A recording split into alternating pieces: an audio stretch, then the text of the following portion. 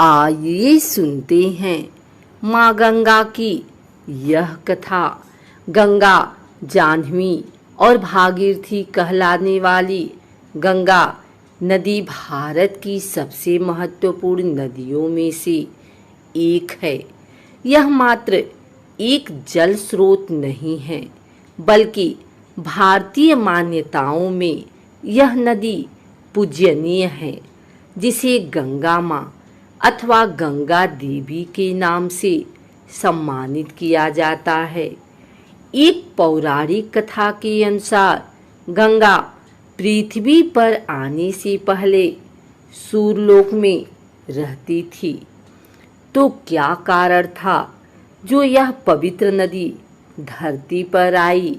इसे यहाँ कौन लाया?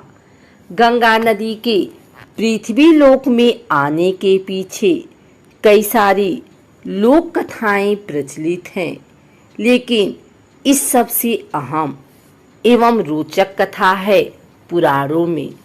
एक पौराणिक कथा के अनुसार अति प्राचीन समय में पर्वतराज हिमालय और सुमेरु पर्वत की पुत्री मैना की अत्यंत रूपवती एवं सर्वगुण संपन्न दो कन्याएं थीं। दो कन्याओं में से बड़ी थी गंगा तथा छोटी पुत्री का नाम था उमा। कहते हैं बड़ी पुत्री गंगा अत्यंत प्रभावशाली और असाधारण दैवीय गुणों से संपन्न थी, लेकिन साथ ही वह किसी बंधन को स्वीकार न करने के लिए भी जानी जाती थी। हर कार्य में अपनी मनमानी करना उनकी आदत थी। हिमालय से बेहद ऊंचाई पर सूर्यलोक में रहने वाले देवताओं की दृष्टि गंगा पर पड़ी। उन्होंने उनकी असाधारण प्रतिभा को सृष्टि के कल्याण के लिए चुना और उन्हें अपने साथ स्वर्गलोक ले गए। अब पर्वतराज के पास एक ही कन्या शेष थी, उमा। उमा ने भगवान शिव की तपस्या की और तप पूर्ण होने पर भगवान शंकर को ही वर के रूप में मांग लिया। इस तरह से दोनों का विवाह संपन्न हुआ। शिव और उमा के विवाह के वर्षों बाद भी दोनों को संतान प्राप्ति ना हुई। एक दिन भगवान शिव के मन में संतान उत्पन्न करने का विचार आया।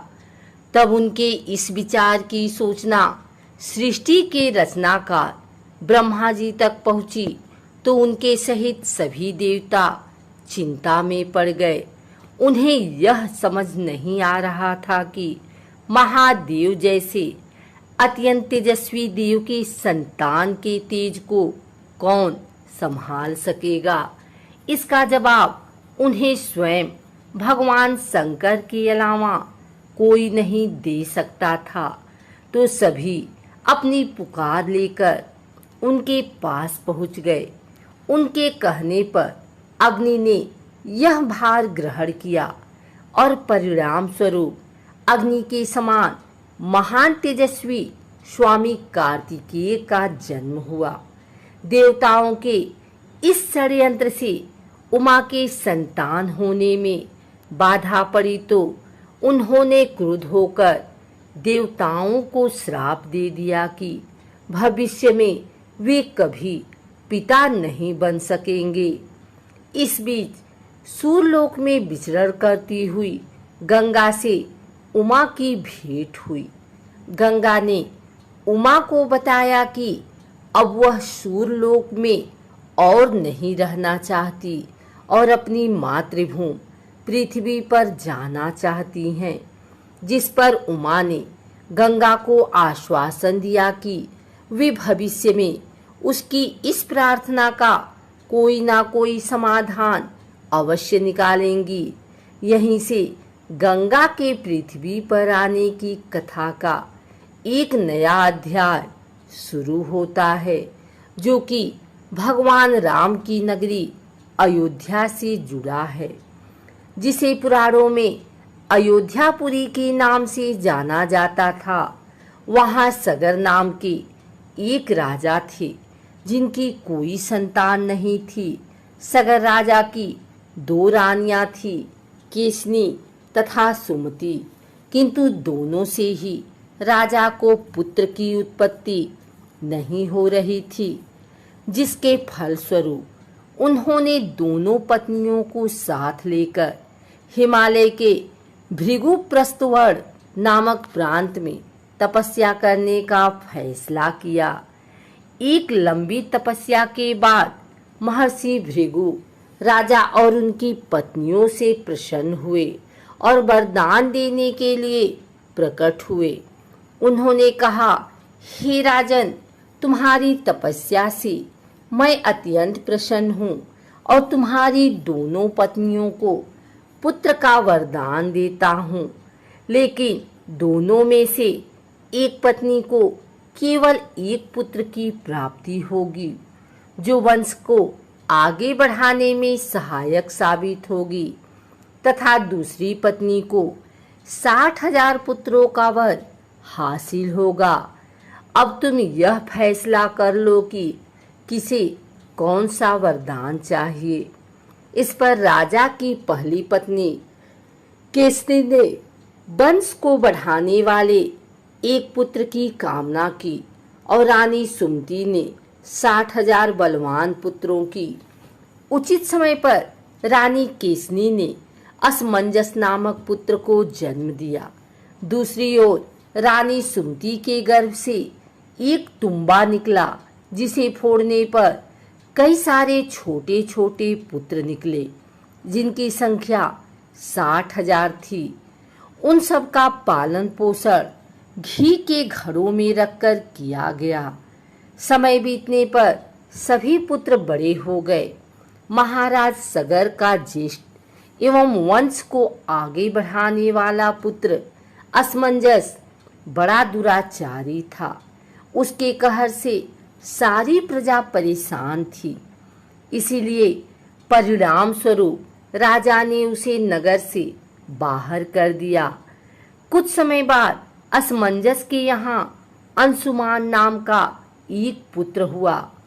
वह अपने पिता से बिल्कुल विपरीत स्वभाव का था। अंशुमान अत्यंत सदाचारी, पराक्रमी एवं लोगों की सहायता करने वाला था।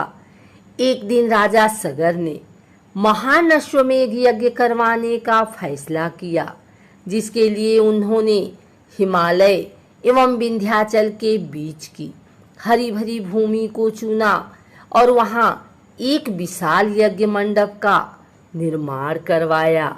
इसके बाद अश्वमेध यज्ञ के लिए श्याम कर्ण घोड़ा छोड़कर उसकी रक्षा के लिए पराक्रमी अंशुमान को सेना के साथ उसके पीछे पीछे भेज दिया।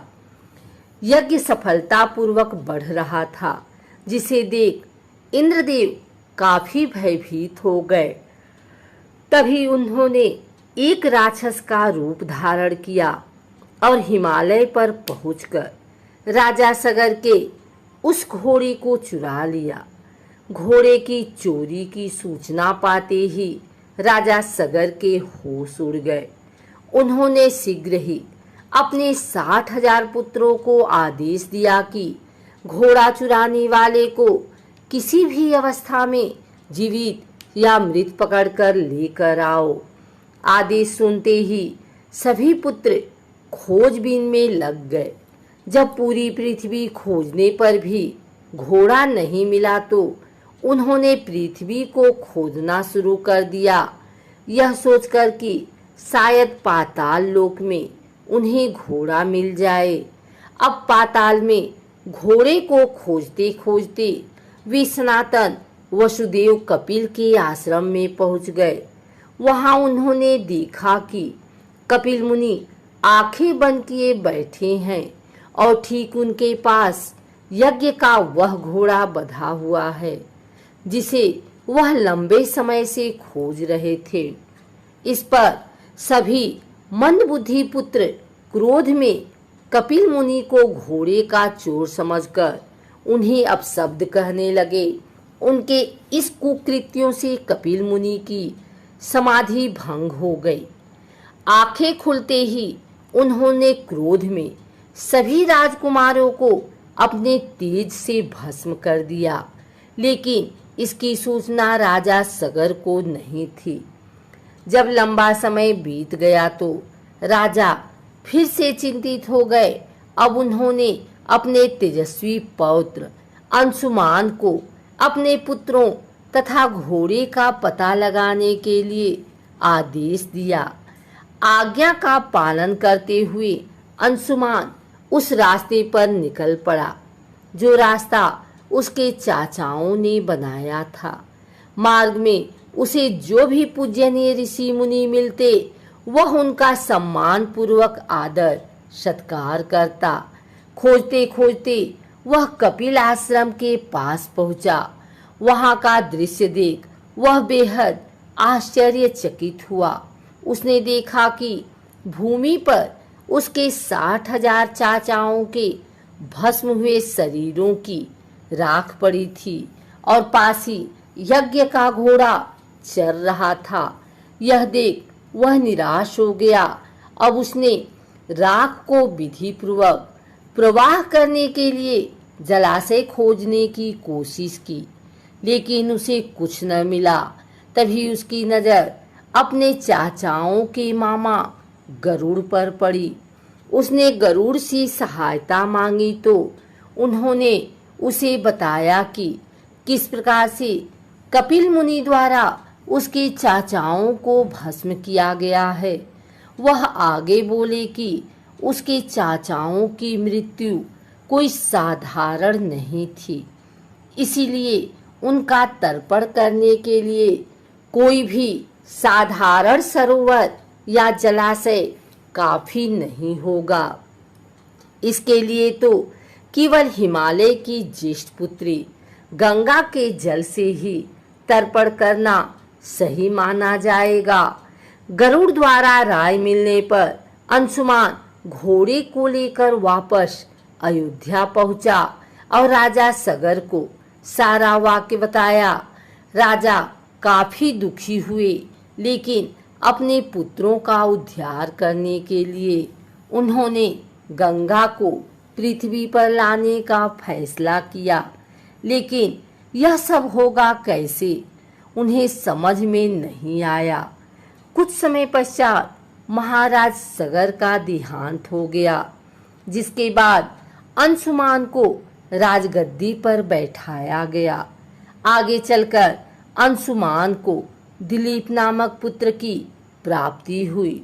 उसके बड़े होने पर अंशुमान ने उसे राज्य सौंप दिया और स्वयं हिमालय की गोद में जाकर गंगा को प्रसन्न करने के लिए तपस्या करने लगे। उनके लगातार परिश्रम के बाद भी उसे सफलता हासिल ना हुई और कुछ समय बाद अंशुमान का देहांत हो गया। अंशुमान की तरह ही उसके पुत्र दिलीप ने भी राज्य अपने पुत्र भगीरथ को सौंपकर गंगा को पृथ्वी पर लाने के लिए तपस्या शुरू कर दी, लेकिन उन्हें भी कोई फल हासिल न हुआ। दिलीप के बाद भगीरथ ने भी गंगा तपस्या का फैसला किया, लेकिन उनकी कोई संतान ना होने के कारण उन्होंने राज्य का भार मंत्रियों को सौंपकर हिमालय जाने का फैसला किया। उनकी कठोर तपस्या से आखिरकार भगवान ब्रह्मा प्रसन्न होकर उनके सामने प्रकट हुए और मनोवांछित फल मांगने के लिए कहा। भगीरथ ने ब्रह्मा जी से कहा, हे प्रभु, मैं आपके दर्शन से अत्यंत प्रसन्न हूँ। कृपया आप मुझे सगर के पुत्रों का उद्धार करने के लिए गंगा का जल प्रदान कर दीजिए तथा साथ ही मुझे एक संतान भी दें, ताकि इक्ष्वाकु वंश नष्ट न हो। भगीरथ की प्रार्थना सुन ब्रह्मा जी मुस्कुराए और बोले, हे वत्स, मेरे आशीर्वाद से जल्द ही तुम्हारे यहाँ एक पुत्र होगा, किंतु तुम्हारी पहली मांग गंगा का जल लेना है। यह मेरे लिए कठिन कार्य है, क्योंकि जब गंगा जी वेग के साथ पृथ्वी पर अवतरित होंगी तो उनके वेग को पृथ्वी संभाल नहीं सकेगी। ब्रह्मा जी आगे बोले, यदि गंगा के वेग को संभालने की किसी में क्षमता है तो वह है केवल महादेव जी। इसलिए तुम्हें पहले भगवान शिव को प्रसन्न करना होगा। यह बोल ब्रह्मा जी वापस ब्रह्मलोक की ओर प्रस्थान कर गए। उनके जाते ही अगले 1 वर्ष तक भगीरथ ने पैर की अंगूठी के सहारे खड़े होकर महादेव जी की तपस्या की। इस दौरान उन्होंने वायु के अलावा अन्य किसी भी चीज का ग्रहण नहीं किया। उनकी इस कठोर तपस्या से प्रसन्न होकर महादेव जी ने उन्हें दर्शन दिए और बोले, हे परम भक्त, तुम्हारी भक्ति से मैं बेहद प्रसन्न हुआ। मैं अवश्य तुम्हारी मनोकामना को पूरा करूंगा, जिसके लिए मैं अपने मस्तक पर गंगा जी को धारण करूंगा। इतना कहकर भगवान शिव वापस अपने लोक चले गए। यह सूचना जब गंगा जी तक पहुंची तो वह चिंतित हो गई, क्योंकि वह सूरलोक छोड़ कहीं जाना नहीं चाहती थी। उन्होंने योजना बनाई कि वह अपने प्रचंड वेग से शिव जी को बहाकर पाताल लोक ले जाएंगी। परिणाम स्वरूप गंगा जी भयानक वेग से शिव जी के सिर पर अवतरित हुई, लेकिन शिव जी गंगा की मनसा को समझ चुके थे। गंगा को अपने साथ बांधे रखने के लिए महादेव जी ने गंगा धाराओं को अपनी जटाओं में धीरे धीरे बांधना शुरू कर दिया। अब गंगा जी इन जटाओं से बाहर निकलने में असमर्थ थी। गंगा जी को इस प्रकार शिव जी की जटाओं में विलीन होते देख भगीरथ ने फिर शंकर जी की तपस्या की। भगीरथ के इस तपस्या से शिव जी फिर से प्रसन्न हुए और आखिरकार गंगा जी को हिमालय पर्वत पर स्थित बिंदुसर में छोड़ दिया। छोड़ते ही गंगा जी 7 धाराओं में बट गई।